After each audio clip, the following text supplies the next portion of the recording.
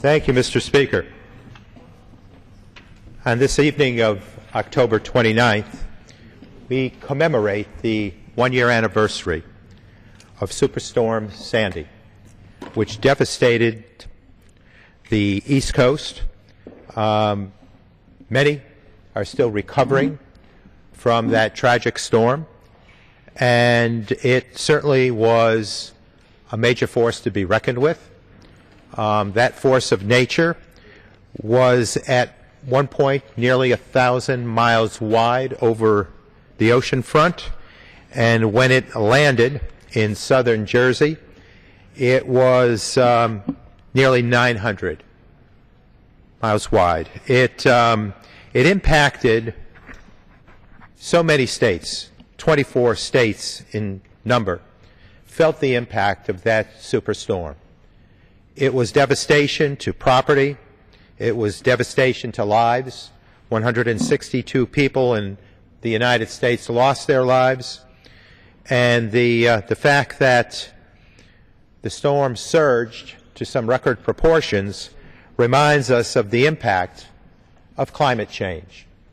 Now, as a member of the New York delegation in this House, my area received some mild impact from that superstorm, but ironically the year before, Hurricane Irene and Lee impacted the upstate region of New York and again devastated our area with loss of life, certainly of valuable farmland that was eroded, and the damage to communities and businesses and farm businesses across the upstate region.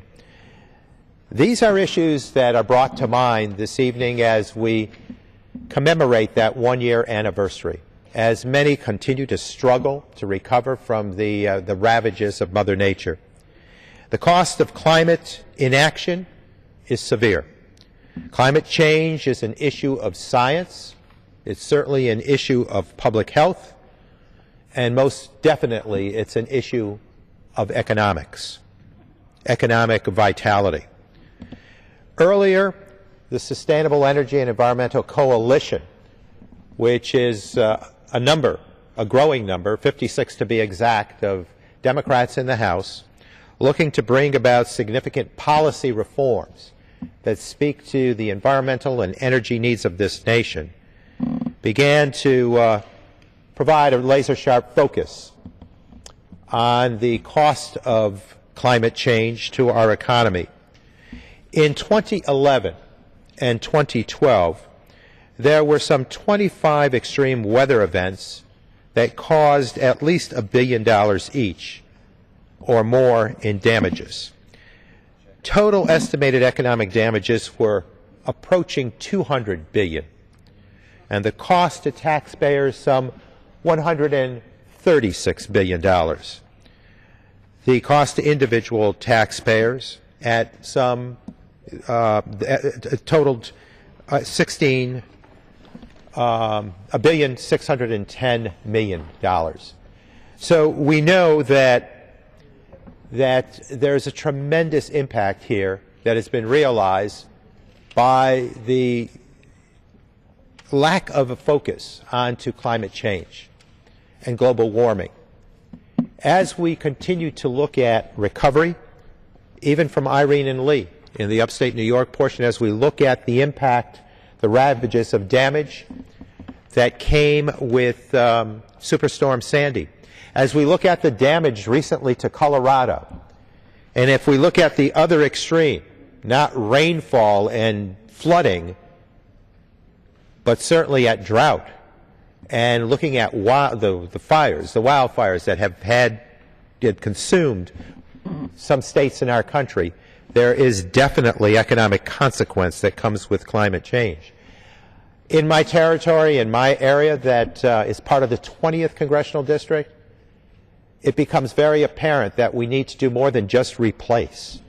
If data compiled are telling us that extreme rainfall has been part of the last decade or two, wise, effective government will not merely replace, but reevaluate how to reconfigure, for instance, a bridge that may traverse one of the creeks.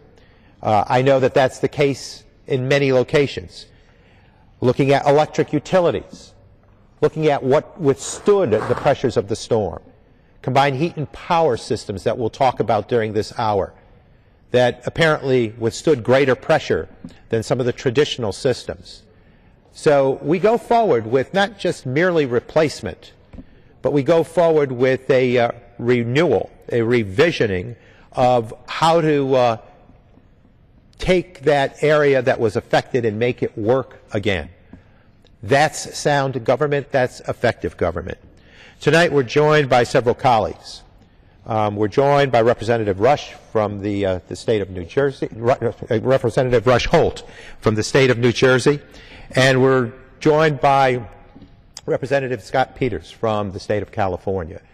We may be visited by other colleagues this evening who are going to talk about impacts they have seen perhaps in their region and talk about the science, the economics related to climate change. And so I believe we, through SEEC, through the Sustainable Energy and Environmental Coalition, have brought about the discussion, have developed the dialogue, have encouraged the moving forward, if you will, on this very important dynamic, understanding it full well so that we can move into prevention. Because the question asked here by a growing number of colleagues is how long can we afford to go without a plan of action before we understand that the cost of replacement or renewal or transformation is going to drain the taxpayers, is going to drain the individuals and families impacted, the businesses impacted, and no one wins in that scenario. So, Representative Rush Holt, if you would like to share some thoughts this evening as we begin our hour, we welcome you. I thank my friend Mr. Tonko from New York for arranging this discussion. It is well worth recognizing the anniversary of this devastating storm because it might be said this was this was a storm like we've never seen before. That may be true, but I don't think it's correct to say this is a storm such as we will never see again. A year ago, Hurricane Sandy devastated New Jersey and much of the East Coast. The storm may have faded from the headlines, but New Jerseyans haven't forgotten. It is felt in a very personal and painful way by thousands and thousands of New Jerseyans yet today. And these New Jerseyans are not alone. I mean that in two senses. First, we can hear from some who are representative of the millions, but also when we hear from the younger New Jerseyans who are affected, we understand that they represent the future that will be affected by climate change. Quite simply, superstorms like Sandy are the new normal, and we'd better get used to it, even if climate change skeptics claim otherwise. I think response to Sandy means, of course, tending to the human needs of those who have been victims of the storm. But it also means making significant investments in power engineering and transportation engineering and rail engineering and wireless engineering and shoreline engineering and river flood control engineering and residential planning, and taking steps to deal with the root cause of what we see. We may not be able to stop hurricanes in their tracks. In fact, we certainly can't. But we can make sure that our infrastructure and our environment and our communities are more resilient when they strike. And if we work hard as a nation and as humanity, we may be able to stem the climate change that will result in more and more powerful superstorms. I know some in Washington are skeptical of the role of the federal government in fighting climate change, but as Sandy's $83 billion price tag should make clear, society, our economy, yes, and our government will bear the costs of climate change one way or another. And if we make the investments today, as the debts are coming due, we would do far better than to wait to pick up the pieces after other superstorms hit. And I thank my friend from New York. I'll be happy as we go along to talk about some specific New Jerseyans who were affected.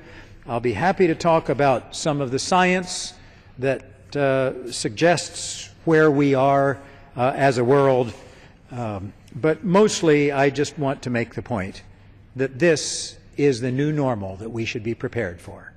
Thank you very much, Representative Holt. And certainly your state, my home state, suffered economic consequences to the nth degree. And it's a stark reminder that the cost of inaction here is painfully borne by taxpayers into the future also.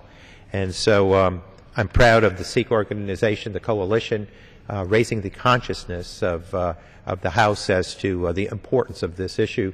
We're joined by Representative Scott Peters from California, and Representative Peters has worked in the environmental arena and has contributed greatly in that regard. And we're proud to have you join us this evening, Representative.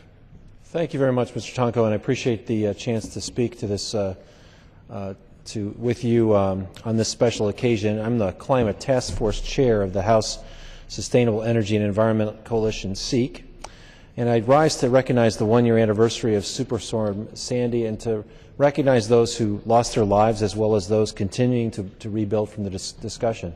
I might mention for the benefit of Mr. Holt that I am a graduate of Westfield High. I spent my high school years in New Jersey. Still have sisters in Chatham and New Providence and nieces and nephews, and visited regularly Long Beach Island, Ship Bottom, and Beach Haven for family vacations. So I know well a lot of those areas and how hard they've been hit, both from a personal and an economic standpoint. I want to speak a little bit, too, about San Diego, though, because my constituents in my 25-year home of San Diego have experienced and know the long rebuilding and recovery process after disaster strikes. We have a little bit different effect from climate change and from global warming. October marks the 10-year anniversary, and I think the anniversary was 2 days ago, yesterday, of the beginning of the Cedar Fire, the largest wildfire in California history.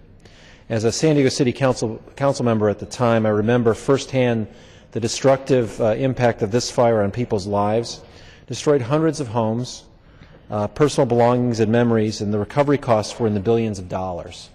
The Cedar Fire burned through 273,246 acres of San Diego County, destroyed 2,232 homes, and took 15 lives.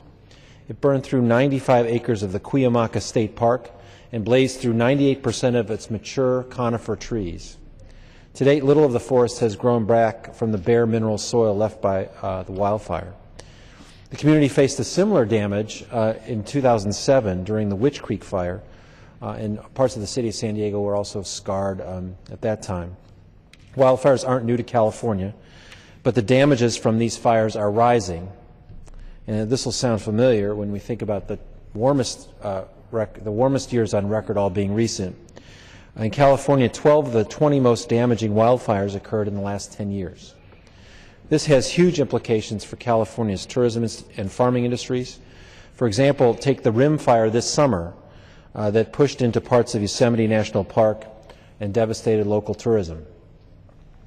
After the Cedar Fire, San Diego is, at the county and the city, undoubtedly more prepared and ready to respond to a large wildfire. We have better communication equipment, better communication among agencies, and better fire equipment in general. And more important, we've worked to minimize further damage through better planning.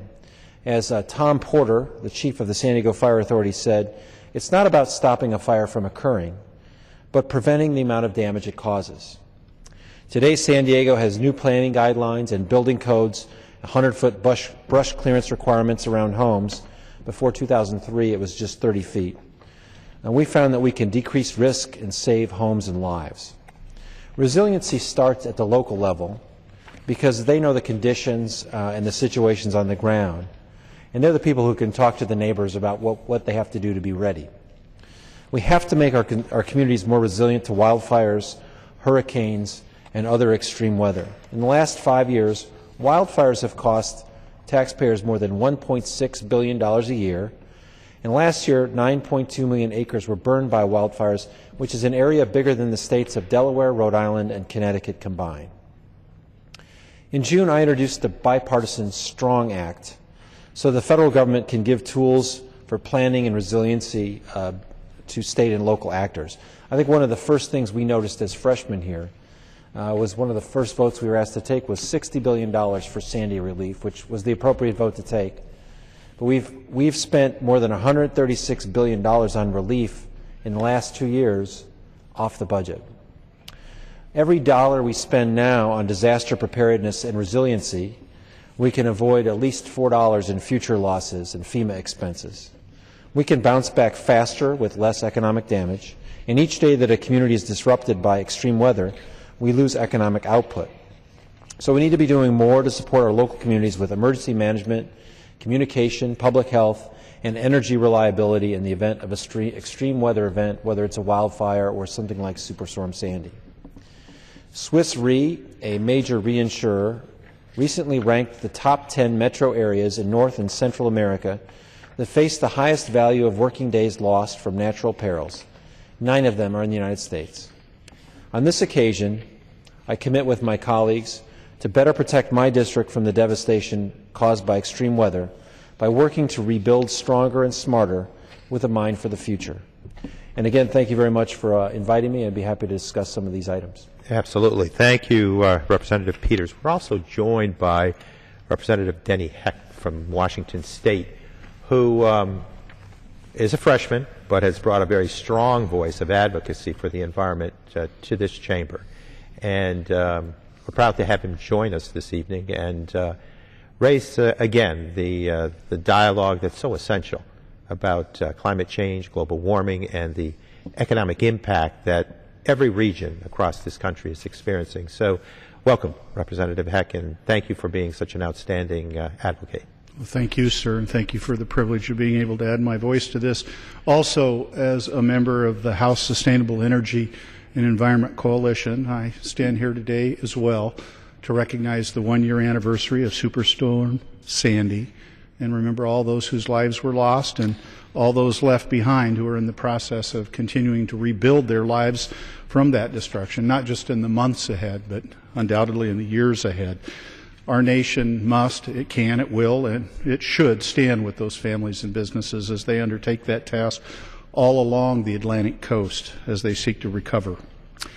I actually come from about as far away from that in the continental United States as possible. I'm from Washington State, and so the district that I have the honor to represent was not directly affected by Superstorm Sandy. However, my district has begun to feel the very real effects of climate change. Science has shown that climate change is driving an ongoing decrease in seawater pH. Scientists refer to this as ocean acidification. So you might ask, how does that happen? And truthfully, and with all due respect to my colleague from New Jersey, you don't have to be a Jeopardy champion to get this. In fact, you only need be exposed to a junior high or senior high level biology or chemistry course. It only stands to reason that as more and more carbon is emitted into the atmosphere, not all of it goes into the atmosphere, but in fact, a goodly portion of it is absorbed by what covers approximately 3/4 of our little globe's surface, namely the ocean. And that carbon being absorbed into the ocean does in fact affect the pH level. Ocean acidification, in turn, affects marine life in a lot of different ways. But the effect that I am the most familiar with is the damage that it causes to shellfish. including the shellfish grown at farms in my district, specifically in Mason County. Indeed, I'm proud to tell you that the largest shellfish farm in America, Taylor Shellfish Farm, is located, along with many others, in the 10th Congressional District of Washington State.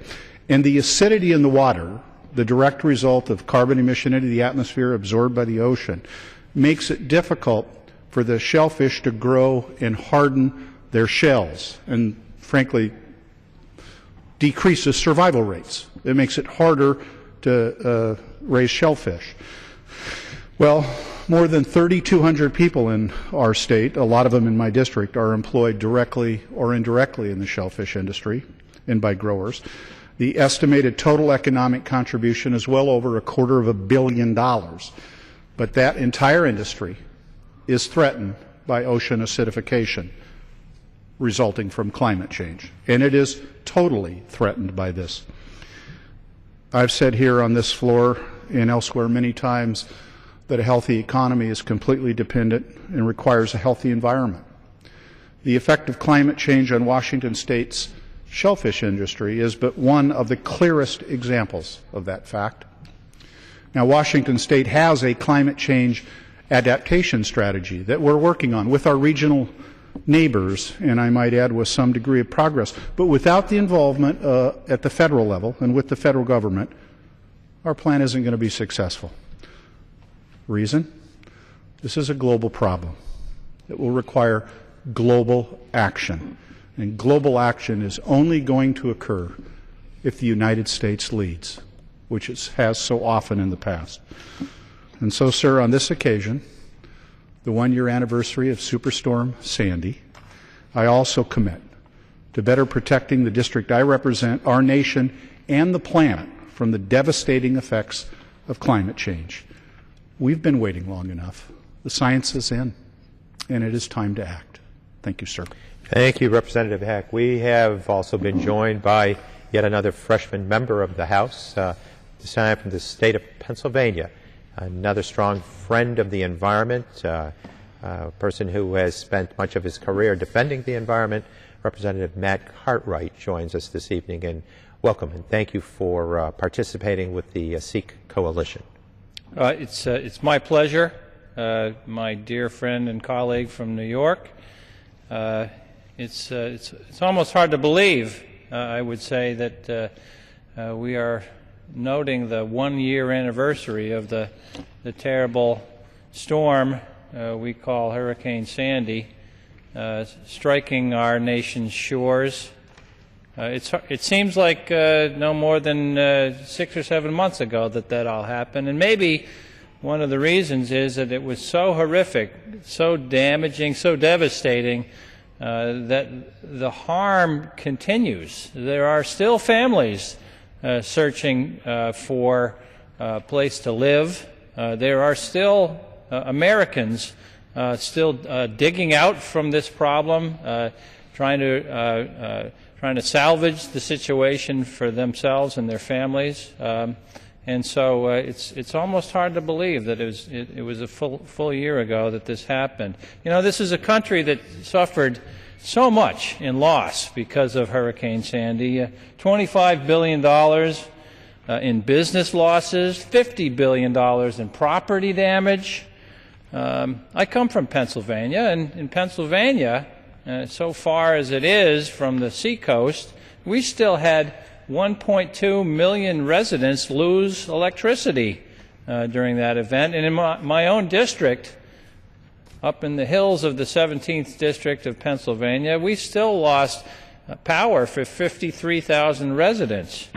And indeed, I'm so sorry to say that we had several lives lost in my district due to Hurricane Sandy. People who perished because of falling tree limbs, because of hypothermia due to exposure. We had somebody we lost because of exposure to carbon monoxide because of generator fumes that were emitted during the blackout. And we had tens of thousands of homes and businesses damaged in my district because of Hurricane Sandy. So don't think we didn't notice it either, and don't think we didn't pay attention to the sufferings of all of the other Americans because of Hurricane Sandy. There's no denying that there is climate change. There's just no denying it. We can argue all day about what's causing it and what to do about it, but there's no denying that it's happening and that it's resulting in more and more frequent weather events like this, more and more severe weather events like this. There's no denying that these things are happening, and there's no denying the damage and harm that comes to our nation as a result. In 2011 and 2012, there were 25 severe weather events that caused $1 billion or more in damage each, 25 of them in a 2-year span. The total price tag for that, $188 billion in property damage to our nation. And damage to the taxpayers. The taxpayers had to pick up $136 billion of those losses, because that's what we do in emergency relief and in flood insurance and in crop insurance. These weather events cost taxpayers money. You know, we have something in the legislature called the GAO. And the GAO used to stand for the General Accounting Office. In 2004, we changed the name to the General Accountability Office, better to reflect the mission of that office: accountability, proper husbanding of the assets and the resources of the federal government. And they keep track of these things, and every year they come out with something that they call the GAO High Risk Report. And now the GAO High Risk Report is a compilation of all of the risks to the assets and the finances that we have in this nation as part of our government. It's a list of the things that threaten the assets of the federal government. And for the first time this year, earlier this year, the GAO High Risk Report included climate change as a reason for risk to American government's assets. This is not just about security. It's not just about infrastructure. It's not just about damage to agriculture. It's not just about risk to the health and the well-being of all of Americans. It's also about financial losses to the American federal government, because, after all, we are an insurance company. We are a government that insures against flood. We're a government that insures against crop damage. We do that. It's something that we've thought about, something that makes sense for our nation, but we end up in the position of an insurance company, and we end up paying the price tag when these storms happen. And the GAO recognizes that, and recognizes that climate change is a major driver in the risks to the American finances as a result of these programs that we do. As a result of all of that, in a few months, I will be introducing a comprehensive climate adaptation bill. Because, again, we can argue till the cows come home about what causes climate change, and what the effects of it are, but one thing that can't be denied, and that the GAO doesn't even deny, that this costs American taxpayers money, and the best way to handle that is to plan for it. And so, with the support of the White House, I will be introducing a comprehensive climate adaptation bill later this year. It should be out in a few months. And so on this, the 1-year anniversary of the horrible tragedy that was Hurricane Sandy, we remember the devastation, we remember the losses, we remember the loss of life, and we remember the communities that are continuing to struggle with the damage that was caused by that storm. And I say it's time for us also to plan for the future, to minimize these losses that will continue to happen as the climate continues to change. Thank you, Mr. Chairman. Well, the representative talks about the growing acknowledgement by agencies and various elements of government, and I can tell you also that a personal experience watching the constituents in our area understand more starkly and painfully the impact of global warming in the aftermath of Irene and Lee. And Representative Peters has long promoted the awareness concept, wanting people to understand the awareness of global warming, climate change, and your thoughts on that. Just to follow on, it's remarkable. I think what Mr. Cartwright said is exactly right. You know, we don't know that our house is going to burn down, yet we buy fire insurance because we know that there's a risk of it. And I often hear in this building, unfortunately, a lot of professed doubt about climate change. But even taking that, even though I disagree with it, I think the science is pretty clear. If you doubt it, that doesn't mean it's not going to happen. That doesn't mean you don't prepare for it, you don't plan for it, you don't make the investments to be more resilient, which is what the Strong Act is about. And so I completely agree. In the face of doubt, that doubt should not equal inaction. The fact that we have these strong evidence that this is happening, that we've had these off-budget expenses, is every reason in the world we need here to plan. And I would say to folks listening at home is that they need to get in touch with people in this body to let them know that. One thing I would just add briefly about what we did in San Diego. I was chair of a volunteer group, climate initiative, which was part of the San Diego Foundation's effort to do civic engagement. And what we tried to do was through philanthropy to provide good support for decision making locally around climate, because a lot of the leadership, as you know, Mr. Tonko, is happening at the local level. And we provided research on science. We did a study of what the major climate effects in San Diego would be, which are wildfires, more intense wildfires, water supply threats, and sea level rise. No surprise to anyone here. And we were able to give that information to our elected officials so that they knew what we were dealing, what we had to plan with locally. We also did a public opinion survey just to let them know what people thought, and it turned out that people in San Diego wanted to be leaders on climate action. They wanted, first of all, they wanted to be leaders in the state, but they also didn't want the jobs associated with the industrial opportunities to be going to China or Texas. So we were able to arm our electeds with that information and made them a lot bolder, frankly, about taking the actions that we needed to take. I bet the people in this body would benefit from the same kind of information and wouldn't be surprised that America is behind us in taking action, particularly on getting ready and being resilient and being prepared to save money down the road. No one likes spending $134 billion off budget. I certainly didn't. I know my colleagues don't. And there's no need to do that. We can be prepared. And again, thank you very much for scheduling this hour. Thank you very much, Representative Peters. And you know, the gentleman makes mention of awareness, and there are many visuals out there that strike awareness even a coast away. And Representative Holt, I've just noticed recently in the news the reopening of the boardwalk, the very famous traditional boardwalk in your home state as you continue to recover from the damages of Superstorm Sandy.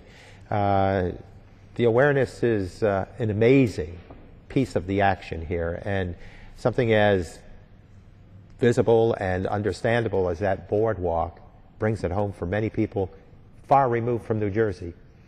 Some of the repair has taken place, but the recovery takes a very long time. Today, 3 New Jerseyans came to visit me. One, Eric from Jersey City, had been ready to open his bakery with his wife when Sandy hit. And the bakery was flooded by 6 feet of water, a lot of equipment was damaged, and it delayed until fairly recently the opening of that bakery. And of course, there was the loss of income to that family. Norma from Seaside Park was displaced by severe flooding, nearly 4 feet. And, you know, we can talk about the depth of the storm surge or the record low barometric pressure or what the wind speed was. We mustn't lose sight of the people who were affected here. Norma had space in her home that was flooded, and so she lost the rental income for that space and is still cleaning up. Incidentally, she's a science supervisor in a local school and is now talking personally about climate change and extreme weather. And April from Jersey City is a single mother of a child with asthma, was uprooted because of the flooding from Sandy. She's now dealing with mold issues in her child's school as a result of the flooding. And she's gotten involved in helping low-income families recover from Sandy. And I want to make this point about who is hurt the most. Researchers at Rutgers University in New Jersey looked at families that are employed but that are struggling. These would be asset-limited people who are earning but barely earning a living, which makes up really about a third of New Jerseyans. They have no cushion. And yet they incurred, about a third of New Jerseyans incurred more than half of the residential damage, the cost, and are obtaining only about a quarter, slightly more than a quarter, of the resources that are available for rebuilding. So low-income families who tend to have less safe, less resilient housing are the ones that suffer the most damage. Many who work hourly jobs are less able to deal with the loss of wages that occur from these disasters. And many of them were underinsured, and about 90% did not have flood insurance.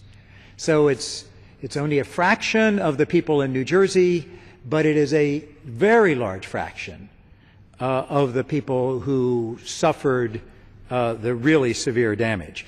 And as bad as this is in America, the effects of climate change are even worse in developing countries around the world. Developing nations are more vulnerable to crop failure. Tropical diseases are very sensitive to climate change. So malaria and dengue fever and diarrheal disease are more prevalent now because of climate change, and developing nations are less able to afford the damage that results. I got in some trouble earlier this year. Well, I was challenged earlier this year when I said, we've got to deal with climate change or millions will die. Well, in fact, I looked it up. The World Health Organization estimates that climate change is already causing 140,000 deaths per year, more than would have occurred without the climate change, primarily in developing countries. So it doesn't take very many years before, indeed, millions are dying. That is something of the human cost of what we're talking about. Right. And in every measurement that we make, there's a huge impact that climate change calculates to the negative. You talk about the impact worldwide. It's the sightings of a perfect storm with less available land as it erodes with these floodings, and a growing population worldwide. That is, the formation of a perfect storm. But when we look closer to home in these United States, you and I are part of delegations that represent coastal states. And the coastal erosion and the erosion of valuable farmland in my district are realities. And it's measurable already. And the forewarnings are out there to take action to prevent further erosion. And when you think of that impact, it comes in several dimensions, perhaps agricultural in nature as a major sector of our economy in this country, or in tourism. One of the bits of erosion that I saw, one of the impacts that came, was with tourism infrastructure. Very valuable historic sites that were nearly ruined, that are along the beds of creeks and rivers, that are tourism destinations, that now are shut for business as they get repaired. So some of these elements are extremely delicate and part of our fabric as a nation to be able to share our sense of history with either other people of the United States or with visitors that travel to this land. So there are impacts that come. And I would also talk about the infrastructure impacts on the energy side. We witnessed situations where some fared better than others. And I was proud of our SEEC organization. You and I are longtime members, charter members of SEEC, and I'm proud of the fact that we called upon the Sandy Rebuilding Task Force to help communities rebuild stronger and smarter by having the task force issue guidance for combined heat and power, CHP systems. Those systems fared well in areas ravaged by these superstorms. CHP, as many know, is an innovative sort of concept, an energy-efficient method for generating electricity and harnessing heat. The thermal energy that accompanies that. In CHP systems, heat that normally is wasted, allowed to escape, is captured and recovered as useful energy. And that allows us to require and perhaps promote this integrated concept approach for far more efficient than conventional power generation would be. Conventional methods have a typical combined efficiency of 45%, while CHP can operate as high as 80%. This technology is not only efficient, it also has demonstrated resiliency to extreme weather events. And I can cite South Oaks Hospital on Long Island, a hospital facility that includes an acute psychiatric hospital, a nursing home, and an assisted living center. During the storm and its aftermath, the hospital maintained full power through the use of its 1.3 megawatt CHP system. So again, lessons hopefully will be learned.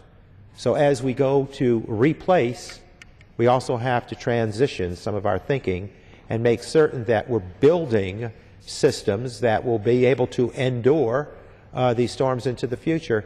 And certainly amongst our priorities has got to be this all-out effort to combat global warming, climate change, to make certain that we do all of our preventative measures, and then when we rebuild, do it in a way that is efficient, so that sound government, smart government, is the tool that's reached to, rather than awkwardly replacing in a sort of rush order to get us back to working into a working progressive outcome, but where we haven't addressed some of the dynamics of the ravages of weather, which is teaching us several lessons as we go through these many storms. So you're absolutely right. The people are the most impacted here. We have to keep them front and center in our thinking, but all these services that either provide jobs for people, provide economic opportunities, economic growth, or meet their public safety needs or their energy needs, their household needs, their business needs, all have got to be brought into this calculus that is adjusting the concepts based on the theory of climate change, and where we again underscore the importance of prevention. If the gentleman would yield. Absolutely, Representative Holt. Mr. Speaker, I want to make sure that all of our colleagues understand that when my friend from New York talks in the details about new energy systems, he's talking about human welfare. He's talking about addressing the human cost that we were speaking of earlier. In other words, it is not just a matter of providing energy for people to power our economy and provide comfortable daily lives. It is also a matter of doing it in a way that avoids this enormous human cost from climate change. The way we produce and use energy is the greatest insult to our planet. And it is changing our very climate, and we must address that. The sooner we address it, the more effective we will be in addressing it, the more of these costs we can avoid. It is unmistakable, unequivocal, that global warming has taken place and is taking place. Just in the past month, the Intergovernmental Panel on Climate Change came out with their 5th very carefully prepared report. It says that global temperatures are likely to rise from 1/3 of a degree to 4.5 degrees roughly Celsius, that sea levels will rise.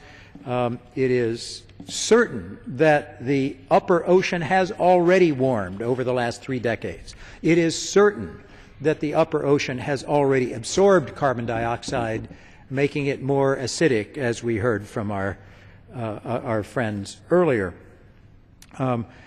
And most of the aspects of climate change will continue for centuries, with resultant costs in lives and dollars, if the CO2 emissions aren't brought under control. And in fact, some of these costs will be incurred now, even if we bring CO2 emissions under control, because of the damage already done. But it is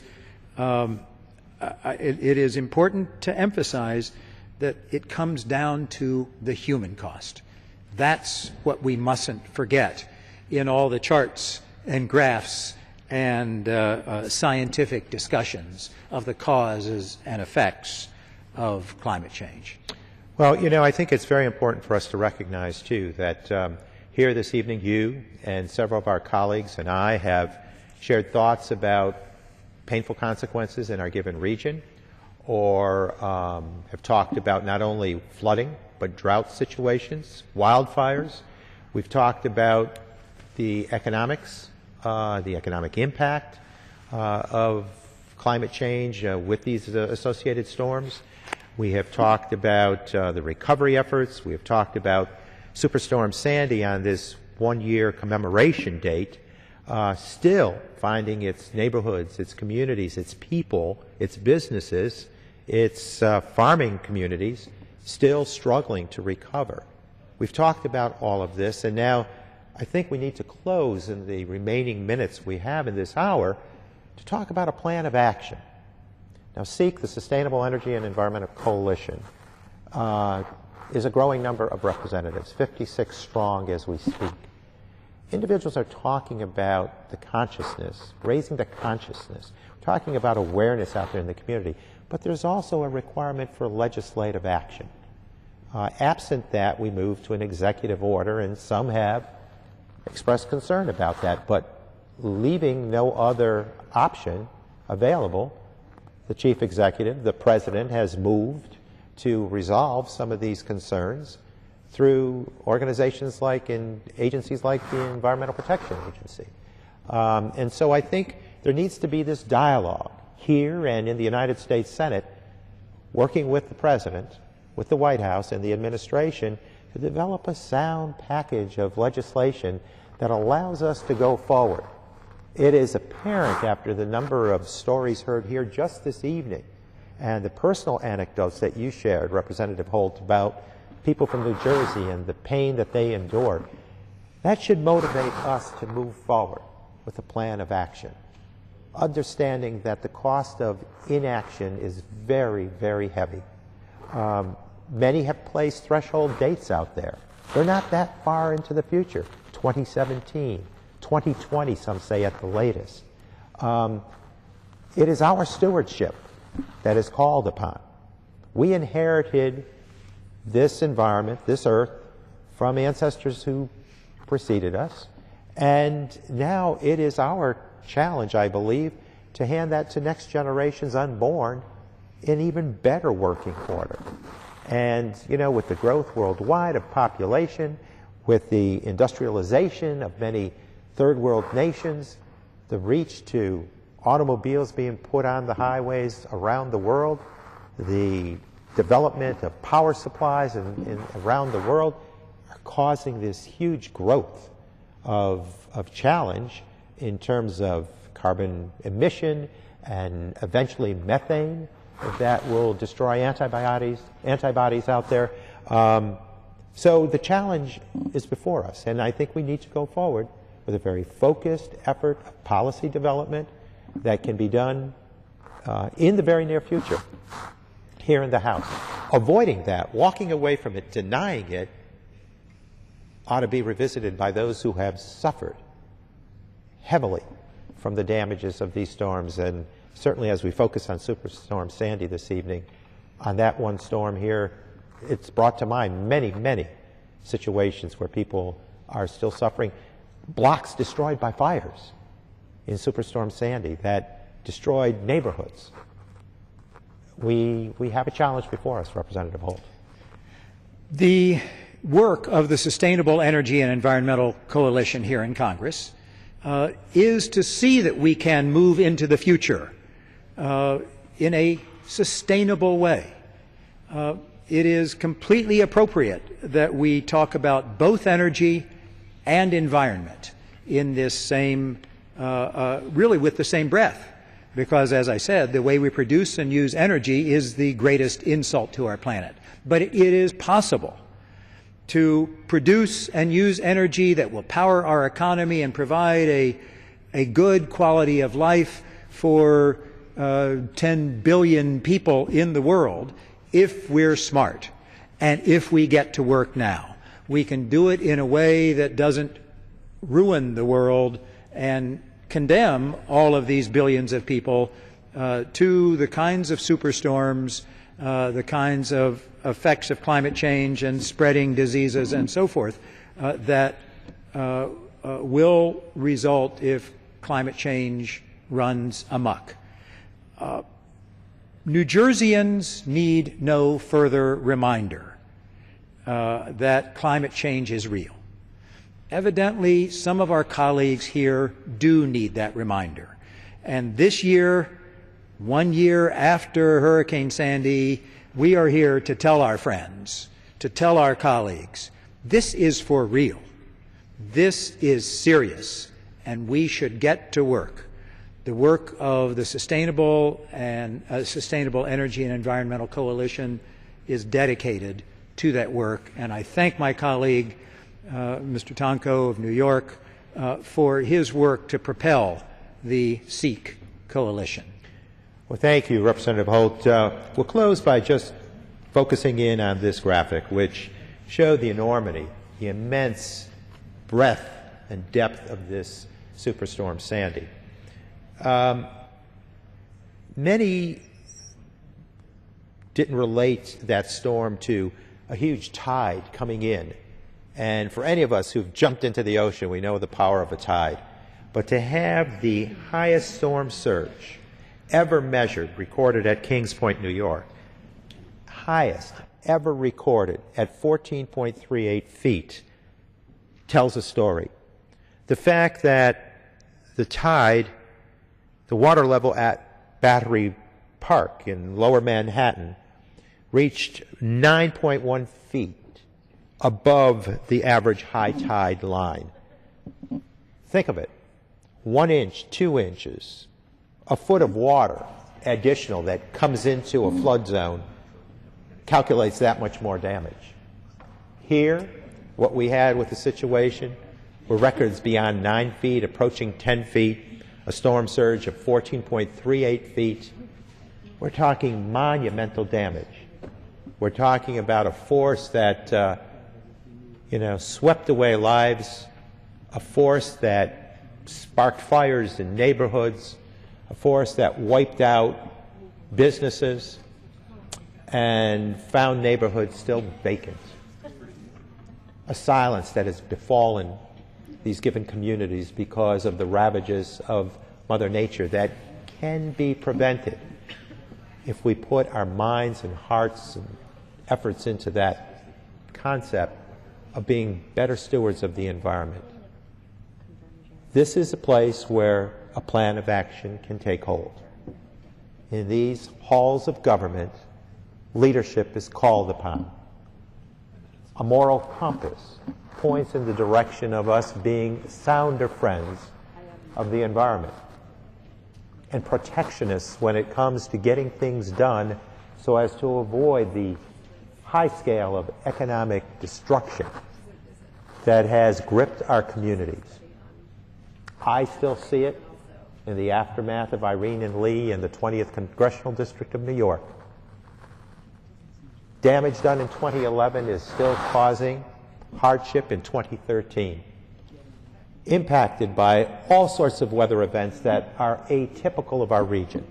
Tropical storms, hurricanes, tornadoes that wiped through the area.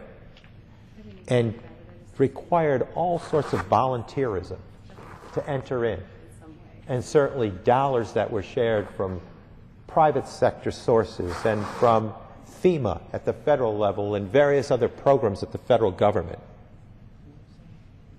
It will be an exhausting situation that will continue to drain the taxpayers as we move forward if we don't take action. On this very solemn day of commemoration, as we call to mind all of the destruction that came into 24 states a year ago this evening, should be all the call to action that is required of us. Since then, it's been followed by devastation in Colorado, wildfires in the Southwest, and predictions that more and more damage will be part and parcel to a future that is allowed to go forward without the soundness of stewardship of the environment that ought to be a high priority in this House, in the United States Senate, and certainly across this nation.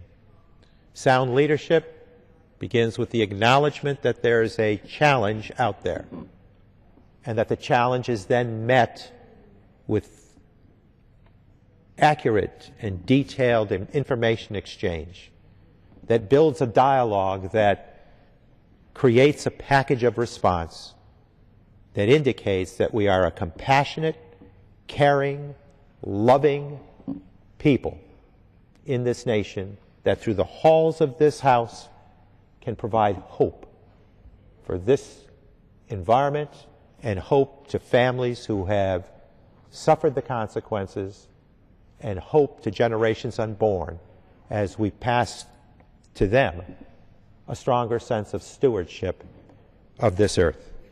So it's been our pleasure to, in this hour, to have shared many of our ideas, many of our concerns, many of the anecdotal bits that personalize the given situation for far too many, and we're thankful for the opportunity. With that, Mr. Speaker, I yield.